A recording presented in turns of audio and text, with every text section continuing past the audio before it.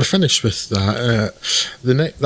Film was released just a month after Dean's death. The next film, as I said in my introduction, just a year after that. I don't know whether it got hung up in post-production or what, but a film in which he actually only had a supporting role in a film that's approximately 412 days long, which is giant, which I assume refers to its running time.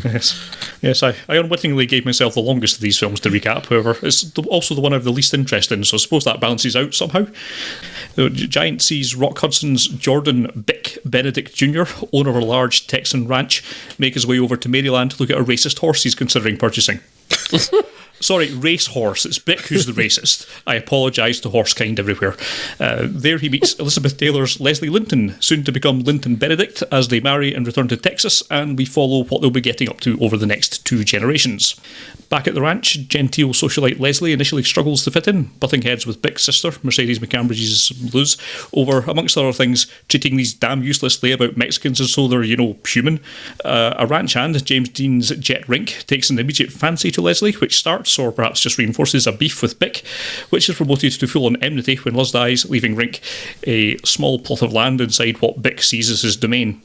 The years pass, with the Benedicts raising a son and 2 daughters, with the joys and heartaches that can cause, while Rink strikes oil on his plot of land, this seemingly being one of those reservoirs located 2 inches underneath the topsoil, and becomes wildly successful, but still left harbouring feelings for Leslie, further escalating the Rink-Benedict rivalry, all coming to a head just after the Benedict grandchildren are born.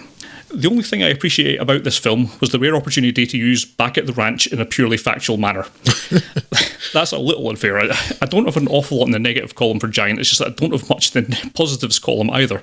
Both Hudson's and Dean's characters I find difficult to wish anything more than ill for, both being racist wank badgers or drunks or abusive, and sure, flawed characters are the essence of drama, but there's little to no redeeming characteristics or actions for either of them, or arguably in Bink's case at least until way too late, and as the balance of power between these two is the main pillar of the film, not giving a fraction of a crap about either of them rather undermines the point of the whole exercise.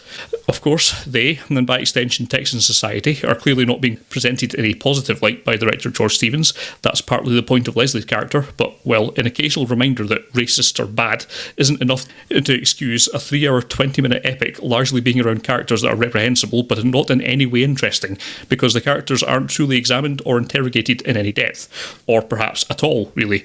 The other pillar, the sort of love triangle, also doesn't feel very believable, coming across more as a glorified schoolboy crush that might be headed somewhere when it tilts at a relationship between Rink and one of the Benedict daughters, but that's far too late in the film and brushed past far too quickly to be of much interest. Overall, this is just dull. Not really my cup of tea in the first place, but I also find it strange that a film that's so long, covering so much time, says so little about anything. It looks pretty enough. I've no real issue with any of the acting or other mechanistic aspects of the film. It's just the narrative just isn't doing much of interest to me, with characters that aren't of interest to me, hence my disinterest. How this became such a huge hit at the time is something of a mystery to me, even with the huge amount of star power behind it. No thank you out of 10. Yes, what he said. For a film that is as long as it is, I'm bewildered that I wasn't simply bored out of my mind through the length of it, and I wasn't, but absolutely nothing happens and there's not a single interesting character in it. No. Which is a problem in a drama. It's not even as though there's so many characters that you couldn't give any depth to any of them. It's just that there's a lot of them that just tool about not doing very much, and you don't get any real insight into any of them.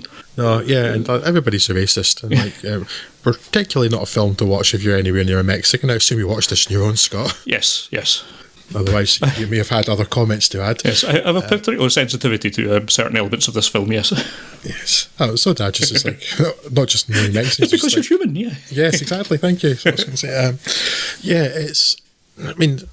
it just doesn't even start off well. I mean, as I alluded to in my Rebel Without a Cause review, there is no chemistry between Rock Hudson and Elizabeth Taylor. It's like, well, I'm obviously going to fall in love with him and marry him the moment I see him, effectively, because, well, he's there and has eyes and the script demands it. And then, to go back to Texas, you find out Rock Hudson's a bit of a jackass. You find out quite quickly his sister's a jackass and a racist jackass. His racism takes a bit more time.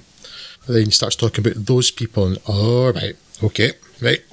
So any hope I had for him was gone. And then any hope I had for James Dean's character vanished about 2 or 3 days into it as well, because it starts off. Because one of the other themes of this film was that rich people are the worst. Which they are, obviously, because no matter how rich you are, apparently it's never enough. And you must resent someone else getting rich when it's money you could have had, even though you're already, as I say, incredibly rich. So when James Dean discovers his oil because Elizabeth Taylor stepped on some mud. Yeah, okay, I think even the Beverly Hillbillies was slightly more believable than that. He comes over and he sort of tries to rub it in Rock Hudson's face, and not particularly a classy move, but you can get that. And then Rock Hudson's just like really ungracious for no good reason, tries to fight him, and then James Dean gives him a kick in it, and I was like, oh, I found that quite satisfying. He clearly had that coming.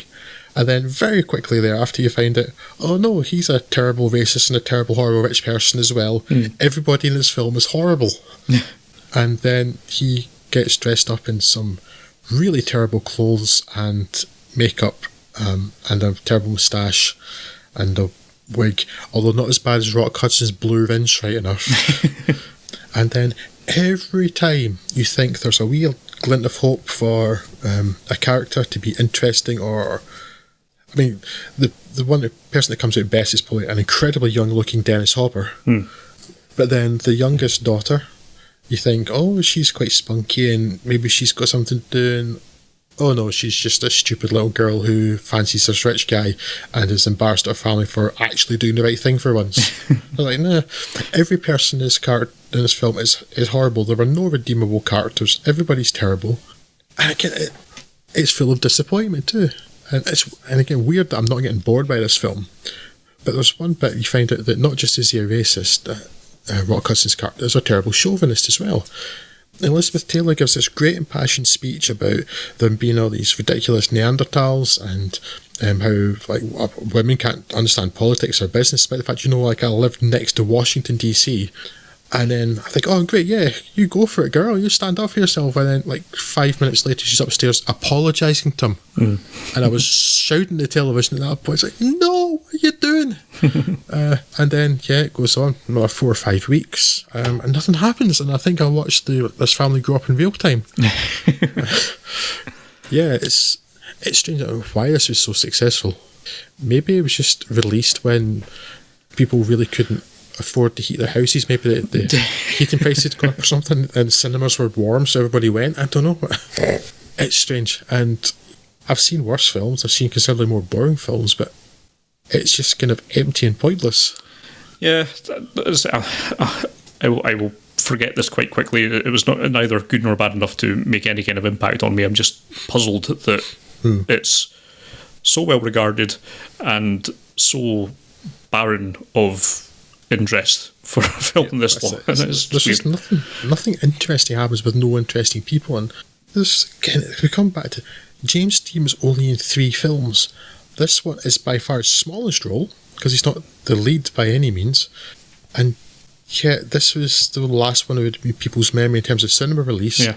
And similarly the one that would help to really kind of cement his reputation. And I'm watching this thinking, but why? What? How? Why? It's weird. Is his reputation just because he photographs well? Is that it? Yep.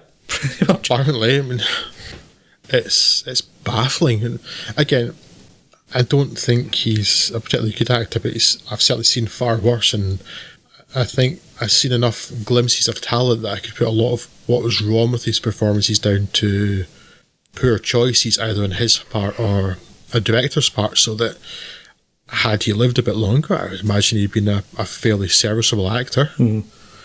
But to be this incredible icon that bestrode the second half of the 20th century, I don't get it. I can only consider people, I can only assume rather that people who are that invested in him have never actually watched the movies, to be honest, is the only explanation I have, because I can't imagine anyone who holds this guy up on a pedestal or finds him to be of particular romantic interest can have watched East of Eden and not be completely turned off by the man.